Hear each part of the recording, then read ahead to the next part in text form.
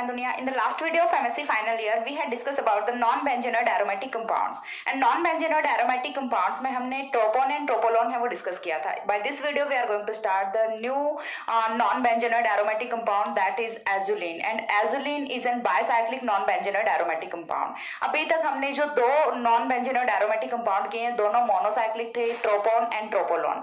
दोनों का हमने detailed study है वो किया है. अब जो थर्ड कंपाउंड है अपना वो होता है एजुलिन. एंड एजुलिन है वो एक bicyclic non benzenoid aromatic compound होता है. तो फर्स्ट ऑफ ऑल तो हम इसके स्ट्रक्चर देख लेते हैं कि बायसाइक्लिक जो कंपाउंड है वो कैसे होता है. बायसाइक्लिक कंपाउंड का मेन यहाँ से क्या होता है कि ऐसा कोई भी कंपाउंड जिसमें दो साइक्लिक रिंग है वो प्रेजेंट होती है, उसी को हम क्या बोलते हैं, बायसाइक्लिक कंपाउंड बोलते हैं. ठीक है, तो सबसे पहले हम इसकी स्ट्रक्चर देख लेते हैं. यहाँ पे कुछ पॉइंट्स है वो मैंने नोट डाउन किए हुए हैं ऑलरेडी, बिकॉज थ्योरेटिकल जो पोर्शन था वो मैंने पहले से नोट डाउन करके रख लिया, सो दैट वीडियो है वो ज्यादा लंबी नहीं जाए. ठीक है, तो यहाँ से जो आपका एजुलिन होता है वो बायसाइक्लिक कंपाउंड होता है, bicyclic non benzenoid aromatic compound होता है. First of all non benzenoid aromatic compound के बारे में मैंने ट्रोपोन वाले वीडियो में डिटेल में बताया था कि ये वो वाले कंपाउंड होते हैं जिनकी जो प्रॉपर्टीज होती है वो लाइक बेंजीन होती है, बट स्ट्रक्चर है वो नॉट लाइक बेंजीन. ठीक है, यही सिंपल सा मेन होता है नॉन बेंजेनोइड एरोमेटिक कंपाउंड्स का. तो यहाँ पे दो रिंग्स होती हैं, दोनों रिंग्स में आपको कोई भी रिंग है वो बेंजीन के जैसे नहीं दिखेगी. ये वाली जो रिंग है ये 5 मेंबर्ड रिंग होती है और जो दूसरी रिंग है वो 7 मेंबर्ड रिंग होती है.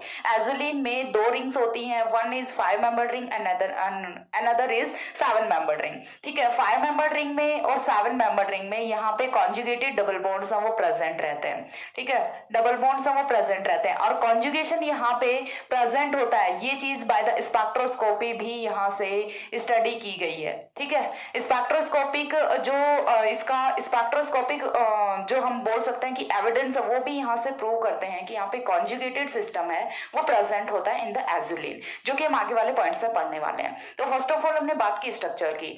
Azulene has to rings in which one is 7 membered ring and another is 5 membered ring. Okay, तो सबसे पहले ये तो स्ट्रक्चर होती है एजुलिन की. अब एजुलिन की स्ट्रक्चर की बात हो गई. एजुलिन की स्ट्रक्चर के बाद यदि हम इसके कुछ सिंपल कैरेक्टरिस्टिक प्रॉपर्टीज की बात करें तो वो हमें यहाँ पे डिस्कस करना है. तो कौन कौन से कैरेक्टरिस्टिक प्रॉपर्टीज हैं वो होते हैं एजुलिन के. फर्स्ट ऑफ ऑल एजुलिन का यदि हम फिजिकल प्रॉपर्टी की बात करें तो azulene is deep blue coloured compound. ठीक है, एजुलिन है ये जो स्ट्रक्चर हमने बनाई है ये किसकी होती है, एजुलिन की होती है. मैंने यहाँ पे जो पॉइंट्स ऑलरेडी नोट डाउन किए हुए उन्हीं को मैं एक बार आपको वर्बली बता रही हूँ कि क्या क्या पॉइंट्स यहाँ पे मैंने नोट डाउन किए हुए हैं. और ये चीज मैंने पहले इसलिए की है क्योंकि पूरा का पूरा थ्योरेटिकल कॉन्सेप्ट है, सो दैट वीडियो है वो ज्यादा टाइम टेकिंग ना हो. ठीक है, जल्दी से हो जाए, आप स्क्रीनशॉट लेके पढ़ सकते हैं. मैं एक बार बोल के आपको एक्सप्लेन कर देती हूँ अच्छे से. ओके, तो फर्स्ट ऑफ ऑल एजुलिन है वो आपका डीप ब्लू कलर्ड कंपाउंड होता है. ये वाला जो कंपाउंड हमने यहाँ पे नोट किया है it has deep blue colour, deep blue colour. और फर्स्ट पॉइंट मैंने यही नोट किया है, it is deep blue compound has melting point 90 degree centigrade. ठीक है, जिसका की मेल्टिंग पॉइंट है वो 90 डिग्री सेंटीग्रेड होता है.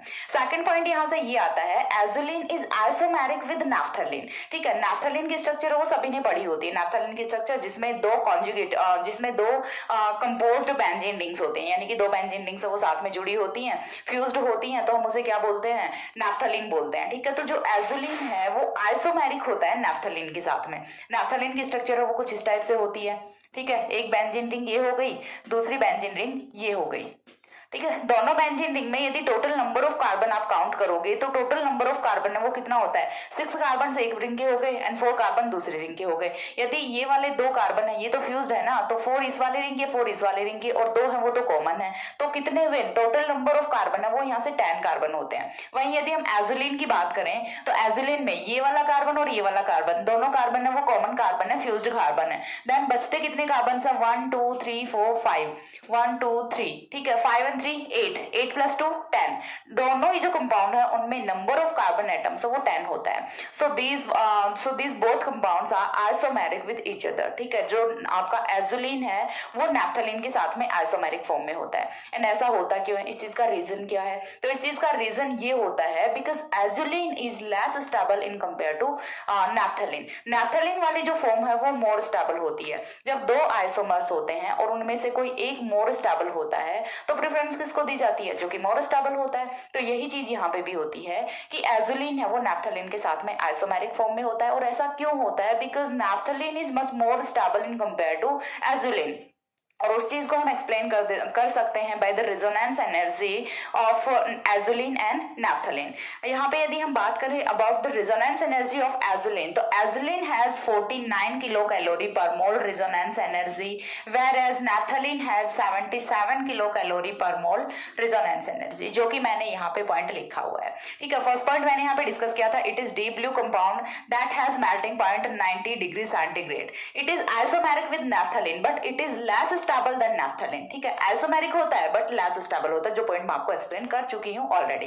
देन नेक्स्ट पॉइंट यहाँ से आता है, the resonance energy of azulene is 49 kilo calorie per mole, whereas the resonance energy of naphthalene is 77 kilo calorie per mole. यहाँ पे इनकी स्टेबिलिटी को हम किसे एक्सप्लेन कर सकते हैं, बाय द रेजोनेंस एनर्जी हम यहाँ से एक्सप्लेन कर सकते हैं। After that next point is azulene is a polar hydrocarbon, where as naphthalene is non polar hydrocarbon. Azulene वो आपका पोलर हाइड्रोकार्बन होता है, जिसे कि हम इसकी रेजोनेटिंग स्ट्रक्चर से देखेंगे। हम जितने भी नॉन बेंजेनोइड कंपाउंड्स यहाँ पे पढ़ रहे हैं, नॉन बेंजेनोइड की बात कर रही हूँ, I am not telling about benzenoid compound, I am telling about non benzenoid compound like tropone, tropolone, azulene, indene. ठीक है, 4 कंपाउंड का हम यहाँ पे मेजरली स्टडी करने वाले हैं। तो ट्रोपोन और ट्रोपोलोन को हम ऑलरेडी डिस्कस कर चुके हैं, बोथ आर पोलर हाइड्रोकार्बन्स। ठीक है, तो यहाँ पे जो थर्ड कंपाउंड है अपना azulene, azulene is also azulene is also polar hydrocarbon. ठीक है, polar hydrocarbon, azulene, tropone, tropolone, indene, all are polar hydrocarbons, यानी कि इनमें डाइपोल मोमेंट वो कुछ ना कुछ होता है। Mu is not equals to 0 यहाँ पे नहीं होता, mu is equals to something. ठीक है, वो कितना भी हो सकता है। जैसे हमने एग्जैक्ट वैल्यूज देखी हैं, ट्रोपोन के लिए हमने देखा था 4.71 समथिंग होता है, ट्रोपोलोन के लिए 3.69 समथिंग होता है। तो ऐसे कुछ ना कुछ वैल्यूज यहाँ पे डेफिनेट होती हैं अबाउट डाइपोल मोमेंट, यानी कि ये पोलर हाइड्रोकार्बन्स होते हैं। यहाँ पे पॉजिटिव और निगेटिव है, चार्ज सेपरेशन है वो प्रेजेंट होता है। And what is the reason of charge separation, वो भी मैंने आपको एक्सप्लेन किया है कि यहाँ पे चार्ज सेपरेशन का रीजन क्या होता है। because we know that we have to study about non-benzenoid aromatic compound। अब बेंजीन के जैसे स्ट्रक्चर नहीं है तो कुछ ना कुछ तो चेंजमेंट आएगा ना। लाइक हमने ट्रोपोन में देखा, ट्रोपोलोन में देखा, after charge separation they are aromatic but before the charge separation they are not aromatic. ठीक है, क्यों? क्योंकि बिफोर द चार्ज सेपरेशन वहां पे कॉन्जुगेशन नहीं होता, but after the charge separation वहां पे कॉन्जुगेशन है वो होता है। एंड कॉन्जुगेशन होता है देन कंपाउंड आपका एरोमेटिक होता है। Without conjugation compound never goes to be aromatic. ठीक है, देन यहाँ से जो हमारा नेक्स्ट पॉइंट है वो क्या आता है कि azulene is polar hydrocarbon where as naphthalene is non polar. दोनों आइसोमेरिक हैं, इसीलिए हम दोनों की साथ में बात कर रहे हैं। एजुलिन है वो आपका पोलर हाइड्रोकार्बन होता है, जो कि मैं आपको रेजोनेटिंग स्ट्रक्चर से बताने वाली हूँ कि पोलर हाइड्रोकार्बन होता है और इसके लिए जो डाइपोल मोमेंट की वैल्यू है वो कितनी होती है, 1.0 डिबाई होती है। ठीक है, azulene has dipole moment 1.0 debye, where as naphthalene is non polar. Naphthalene में कोई डाइपोल मोमेंट वो नहीं होता, इसके लिए म्यू इज इक्वल्स टू क्या होगा, 0 होगा। Mu is equals to 0 for naphthalene and we know that what is the reason of mu is equals to 0, because naphthalene is more aromatic compound in compare to azulene. Azulene को aromatic बनने के लिए charge separation है वो जो करना पड़ता है, बट जो आपका नैप्थलीन होता है वो तो ऑलरेडी सेटिस्फाई कर रहा होता है हेक्कल रूल को, कॉन्जुगेशन को, all things are already satisfied, so that naphthalene is non-polar whereas azulene is polar hydrocarbon। हमने जो नेक्स्ट पॉइंट है उसमें यही लिखा है, azulene is a polar hydrocarbon and its dipole moment is 1.0 dBi while naphthalene is non-polar hydrocarbon which have 0 dipole moment। लिख दिया मैंने वहां पे। ठीक है, दोनों का कंपैरेटिव स्टडी हम क्यों कर रहे हैं, because azulene and naphthalene are isomeric with each other। Okay, after that next point, azulene has a dipole moment because after charge separation both rings are satisfy Huckel's rule। ठीक है, यहाँ पे charge separation क्यों होता है, यहाँ पे dipole moment क्यों होता है, उस चीज का रीजन मैंने आपको बता दिया। बिकॉज आफ्टर चार्ज सेपरेशन दोनों जो रिंग्स हैं उनमें 6 pi इलेक्ट्रॉन्स वो होते हैं। अभी के लिए यदि हम देखें तो इस वाली रिंग का देखो, यहाँ पे मैं दोनों का आपको डिस्कस करके बताती हूँ कि किस टाइप से नैप्थलीन और एजुलिन में हम डिफरेंशिएट है वो कर रहे हैं। ठीक है, यहाँ से नैप्थलीन का हम फर्स्ट सिनेरियो यदि रखें तो नैप्थलीन में सबसे पहले आप इस वाले रिंग के लिए इलेक्ट्रॉन वो काउंट कर लो, because these 2 carbons are fused carbon. So यहाँ से 2 pi electron 2 pi electron 2 pi electron 6 pi electrons हो गए। ये वाली रिंग सेटिस्फाइड कर रही है। ठीक है, यहाँ से इस वाले को ऑब्जर्व कर रहे हैं तो यहाँ से 2 pi electron 2 pi electron and 2 pi electron 6 pi electrons already हैं यहाँ पे। तो ये वाली रिंग है, ये भी सेटिस्फाई कर रही है हक्कल्स रूल को। तो यहाँ पे दोनों रिंग्स में 6 pi इलेक्ट्रॉन्स होते हैं। बट यदि हम यहाँ पे बात करें तो यहाँ पे यदि हम बात कर रहे हैं तो देखो 2 pi pi electron, 2 pi electron, 2 pi electron, 6 pi electron. 7 member ring है उसमें तो 6 pi इलेक्ट्रॉन्स हैं, बट यहाँ पे इस वाले रिंग में नहीं है, ठीक है। यहाँ पे नंबर ऑफ pi इलेक्ट्रॉन्स वो कितना है, 4 pi इलेक्ट्रॉन। यहाँ पे जो फ्यूज्ड कार्बन है क्या उनके पास में pi बॉन्ड है, नहीं है ना। तो जब हम यहाँ पे बिफोर द चार्ज सेपरेशन देखते हैं तो एक रिंग होती है उसमें तो 6 pi इलेक्ट्रॉन्स होते हैं, दूसरी में 4 pi इलेक्ट्रॉन्स होते हैं। But after the charge separation यहाँ से दोनों जो रिंग्स होती हैं उनमें 6 pi इलेक्ट्रॉन्स होते हैं, जो कि आपको रेजोनेटिंग स्ट्रक्चर से समझ आएगा, जो कि मैं आपको फर्दर बताने वाली हूँ। इतनी चीज समझ लो कि यहाँ पे डायपोल मोमेंट है वो क्यों होता है। डायपोल मोमेंट का रीजन है वो यही होता है because after charge separation both rings are satisfy Huckel's rule and both ring contain 6 pi electrons, ठीक है। 5 membered as well as 7 membered ring, दोनों ही रिंग्स हैं उनमें 6 pi इलेक्ट्रॉन्स हैं वो होते हैं after the charge separation. That's why azulene has dipole moment and it is an polar hydrocarbon. Okay. After that, next point, the dipolar form arises due to the tendency of electrons transferred from 7-member ring to 5-member ring.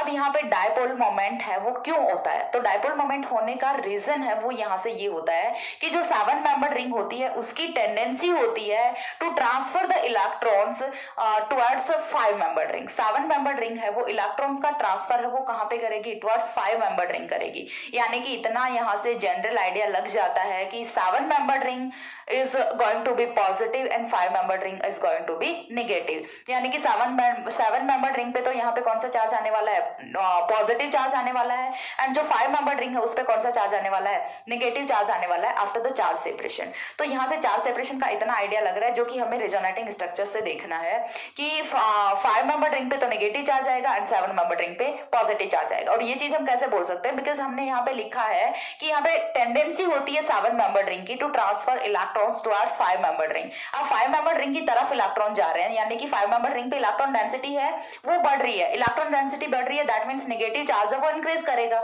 वहीं यदि हम बात करें 7-member ring की, तो 7-member ring में क्या हो रहा है, पहले इलेक्ट्रॉन थे बट अभी इलेक्ट्रॉन ये कहां पे चले गए, टुवर्ड्स 5-member रिंग। यानी कि यहाँ पे क्या हो रहा है, इलेक्ट्रॉन डेफिशिएंसी हो रही है, इलेक्ट्रॉन डेफिशिएंसी हो रही है, दैट मींस यहाँ पे चार्ज कौन सा आएगा, पॉजिटिव। सो 7-member रिंग पे 7-member ring contains positive charge and 5-member ring contains negative charge after the charge separation in azulene, ठीक है। इसके बाद जो नेक्स्ट पॉइंट आता है वो यहाँ से आता है, हमने यहाँ तक देख लिया the dipolar form arises due to the tendency of electrons to be transferred from 7-member ring to 5-member ring and both ring satisfy the Huckel's rule. So azulene shows considerable aromatic character, ठीक है।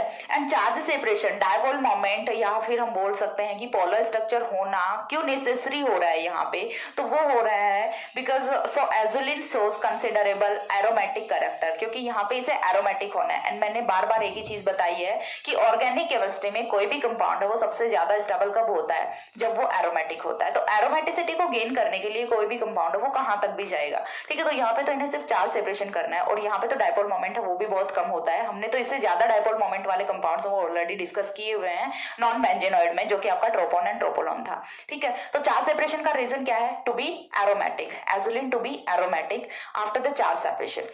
After that next point है the UV spectrum of azulene shows strong band at 230 to 345 nanometer and this indicates the presence of highly conjugated system in the azulene, ठीक है। ये चीज मैंने आपको पहले भी बताई थी कि जो एजुलिन है वो हाईली कॉन्जुगेटेड होता है, जो कि हमें दिख भी रहा है यहाँ पे कॉन्जुगेशन है वो है, ठीक है। कॉन्जुगेशन कहीं पे भी ब्रेक नहीं हो रहा है। यहाँ से चलो आप single bond double bond double bond single bond double bond single bond double bond, after that again single bond double bond, यहाँ से जा रहे हो तो यहाँ से भी सिंगल बॉन्ड डबल बॉन्ड, ठीक है।